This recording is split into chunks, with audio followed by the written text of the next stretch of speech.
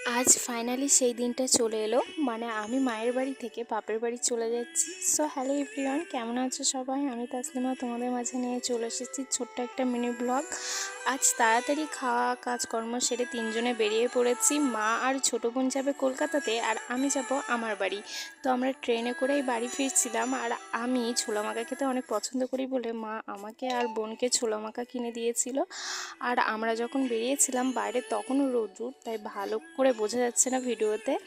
আর আমি যেহেতু বারবার বরাবরই জানলার ধারে বসি, তাই একটু ভিডিও করছিলাম। ট্রেনে জানলার ধারে বসে গাছপালা প্রাকৃতিক দৃশ্য দেখতে আমার অনেক ভালো লাগে। এই ভালো লাগার মাঝেও খারাপ লাগা ছিল, ওদেরকে ছেড়ে যে চলে যাচ্ছি। জানো তো, আমি স্টেশনে নেমে গেলাম, তখন দেখলাম যে আমার মায়ের চোখটা ছলছল করছিল, যেটা দেখে আমার খুবই খারাপ লাগছিল। কিন্তু কিছু করার নেই, বাড়ি যে ফিরতেই হবে। বাড়ি ফিরে দেখি রিমি সুন্দর একটা ডিজাইন করছে, ও কিন্তু অনেক বেশ সুন্দর ডিজাইন করে। তো আজকের মতো টাটা, দেখা হচ্ছে নেক্সট ভিডিওতে।